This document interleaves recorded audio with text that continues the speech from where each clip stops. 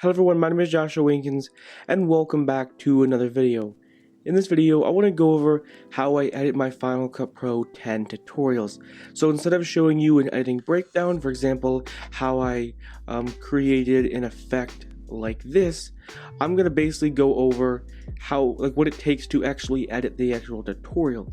Now you've probably watched 2 or 3 or 10 of my different Final Cut Pro 10 tutorials, and normally, like I said before, I'll make editing breakdowns of basically how I create a certain visual effect. Well, in this video, I want to break down what it takes to actually edit the tutorial. So let's go ahead and break this down, and I'll put timestamps down in the description below if you want to jump to certain points. The first thing I want to go over is how I record my screen. Now I record my screen via QuickTime. So as you can see right here, QuickTime player right here, and then up here is this little icon to screen record. Now obviously I can't show you how to screen record because I'm currently screen recording my video. But just in case you're curious, I record all of my screen recordings with QuickTime. Now maybe asking yourself, okay, so how do you organize all of your footage? Well, I put it all into folders. Now this is a finished folder, but I'm going to go over how I basically organize everything. Now every time I'm done with one of these tutorials, for example this tutorial, I go ahead and put everything in footage. So you can see right here, here's the original footage for the different effect, and then as you can see right here, freeze frame intro screen recording and freeze frame intro voiceover. So every time I'm done recording a video, just like I'm going to do with this video, I put my voiceover and my screen recording into a folder, and then I will upload it into Final Cut Pro 10. So it's always good to have some sort of organization because that's definitely incredibly helpful. Now you want to actually create a project and import your footage. So what I just do over here is I click on File, New, so File, New, Project, and then I'll just call this Freeze Frame, just call it Freeze Frame intro, and then tutorial. Obviously you can name it whatever you want, and then the format is 1080, and the resolution, all of these settings are just my default settings, and it's just what I use. So if you're doing YouTube videos, just go ahead and copy these exact settings, go ahead and click OK, and it says freeze frame intro is already exists. So you should want to go ahead, and obviously I'm not going to recreate it because I already have it here, but like I said before, you go to File, New, Project, you rename it whatever you want, put it in whatever event, and this is just the format, the resolution, the frame rate that I use, and then boom, I just click OK. So here's the project, File, New, and then Project, just in case it's how you create a project. Okay, so now that a project is all created, I'm skipping over a couple of steps because I want to avoid rendering. Basically it takes like an hour or whatever for everything to completely render. Obviously I'm not going to sit here for 1 hour, so I'm going to skip a couple of steps here and there just because I don't want you guys to wait on rendering. But that's how you do it. You just create a new project, that's the dimensions, and then here is the new project. Now also I'll be skipping this step kind of because I don't want to show you like the 40 minutes it takes to actually import the footage. But as you can see right here, I just imported the voiceover, and I imported the screen recording, and I have the screen recording right on top of the voiceover, because if you have the voiceover on top, it's just going to be a black screen, and it's not really going to make a lot of sense. Now I'm going to go over how I edit, because this I can do without it rendering. Okay, so again, this is going to be a rough cut because I can't obviously hear myself because I don't want this to interfere with the voiceover. So what I'll do right here is I'm pressing Command plus zooming in and then going 1 arrow key. Now again, unfortunately I can't hear myself, but I would say probably, I look at this little volume thing right here. As you can see, it's going up. And let's just say, for the sake of the time, let's go ahead and just say that it starts there. Obviously I can't hear it, but I think for the most part it starts right there, maybe a frame back. Okay, so now the voiceover is cut. I just use Command B, the blade tool, to chop up the voiceover. Okay, so now let's go ahead and how do I basically match up with the screen recording? Well, if you've seen all my videos just like this one, I start off every video with saying like, hello everyone, my name is Joshua Winkins and welcome back to another video. And if you see in the beginning of every video, my arrow goes like this. And the only reason I do that is I use that as a way to match up the screen recording. So what I'm going to do is I'm going to start playing it, and we'll wait. See, as you can see right here, the arrow will start to move, the mouse will start to move. So I just go frame by frame until the mouse starts moving. So let's say right there, that looks about right. Now let's go ahead and just hold down Command and delete the screen recording and delete the voiceover. So obviously I can't hear, but let's go ahead and play it and watch the mouse. So let's go ahead and play it right here, and as you can see right here, the mouse will start rotating in a circle. I just do that basically just to match up my screen recording. So let's go to the end, and the beginning is all done, and let's head over to the end right here. Let's go ahead and play it. Again, a rough estimation, say it ends right there. Command B, select, delete. And there we go. You basically have your full tutorial. Now you'll be asking yourself, okay, well, you're done. Not really. So what you have to do is, now what I do next, everyone does it differently, but I will add an end screen. So here is my end screen right here. Now you ask yourself, okay, how do you create those cool YouTube end screens? You just go ahead and, as you can see right here, here is a template, and then what you do right here is you just wanted to expand it, and I like to expand it to about 21 seconds. If you didn't know, what YouTube allows you to do is the last 20 seconds, an end screen will pop up. So you want to make this over 20 seconds, so that gives you like 1 second of the actual end screen, and then it's really cool, like the subscribe and the previous video will kind of like animate up on screen. That is the look that I like. So the outro is always 20 plus seconds.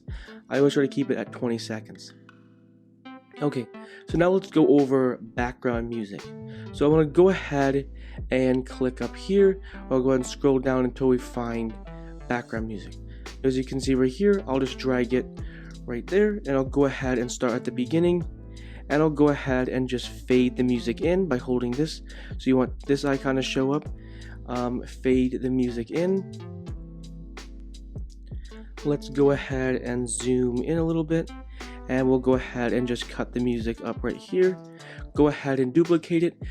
Everyone has their own ways of doing this. This isn't a perfect or flaw-proof plan, but so far it does the job, and it's really hard to tell.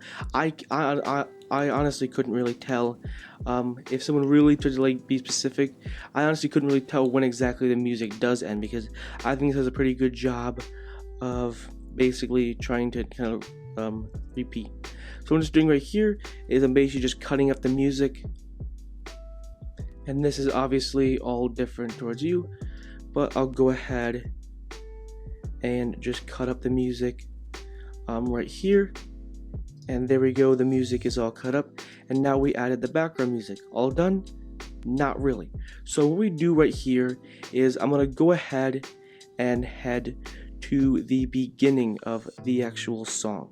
So let's go ahead and press Command plus, and as you can see right here, this is faded all the way in. Now we want to go all the way to the end, and basically what you're doing is you're heading right here, you're fading the music out, fading the music back in. So fade the music out, fade it back in, and then you're going to go ahead and just fade the music back out. So fade it out, fade it in, fade it out, and that's all you're doing right there. So now what I like to do is, this is just a volume that I like, that I prefer, and it sounds good. Go ahead, select all the music tracks, head up to the music icon right here, and negative 30 decibels. I use that because you don't want it to overshadow your speaking. Now let's go ahead and head over to this music right here and click on negative 3.5, and there we go. Those are just the numbers I like to use. It's all different towards you. Now this is always, I do it some ways different. Sometimes I'll add the music first, sometimes I'll edit the audio, but it's all very different. So let's go ahead and edit the audio next. So you want to click on the voiceover, head over to the volume icon, and of course here you can adjust all the different settings, but I'm going to go ahead and just click on the audio, the auto analysis. The only reason I like doing this is it kind of gives Final Cut Pro 10 a chance to kind of just analyze your video. It's not going to be perfect because it's just kind of like an auto setting. I also like to increase the noise removal a little bit because I don't have like a super soundproof room, but it's always good to have Final Cut Pro 10 kind of auto analyze it. Again, like I said before, it's not going to be perfect. Okay, so what we're going to do right here, head over to the effects panel, audio, and you want to apply a channel EQ. So let's go ahead and apply a channel EQ, and let's go ahead, wait for all to load.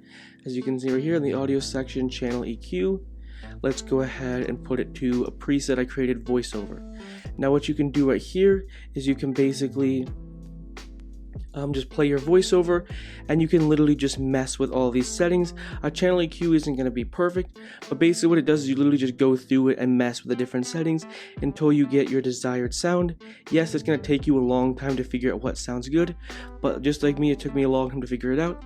But I always encourage you to add a channel EQ and then mess with the settings until your voiceover sounds about right. And that's honestly pretty much it. And that's pretty much the voiceover, pretty much the tutorial. Now what I'll do is I always like to create the final edit. So I'll go ahead and just copy the final edit and then paste it to the beginning of the tutorial. So I'll go ahead and this is basically how we do it. So the beginning, so I'll have the VFX final edit, and then go to fade to black, and then we'll go ahead and just start this tutorial. So there we go. That's basically how I create it. So pretty much all the steps that I use. And then what I also like to do is I'll go ahead, and as you can see right here, I kind of have a preset for my thumbnails. So I'll go ahead and just paste it right here, and I'll find a good frame to stop right here. And I'll go ahead and just copy this. I basically just have presets for my thumbnails. Some people may think I edit my thumbnails in Photoshop. I actually just edit them in Final Cut Pro 10, which is probably weird to a lot of people, but that's just a style that I like to do. So let's go ahead and head over to blur, add a focus blur right there, and then you can go ahead and mess with it. Again, this is going to be a very rough cut. So there we go, and obviously you can get rid of the text if you want. You can go ahead and change whatever you want, change the font, but that's pretty much it. Now to edit the thumbnail, we need to export the thumbnail, head over here to the export section, and then go ahead and click on save current frame. Go ahead, click on next, and there you go. You have saved the current frame. Obviously I'm not going to do, but I'm just going to show you an example. So you save the current frame. Okay, then the tutorial is all done. So let's go ahead, click over here, and export file. So what you're doing right here, going over here, export file, make sure the settings is at H.264. Those are the settings you're going to want to use, H.264. You can rename everything like that, and then boom, next. Obviously I'm not going to do it, but that's just how you do it. Anyways, hopefully you enjoyed this video. Hopefully you found it helpful and informative. If you want to see more Final Cut Pro 10 tutorials, make sure to hit that subscribe button. I also have a Final Cut Pro 10 tutorial playlist with over 80 different tutorials. See you in the next one. Peace.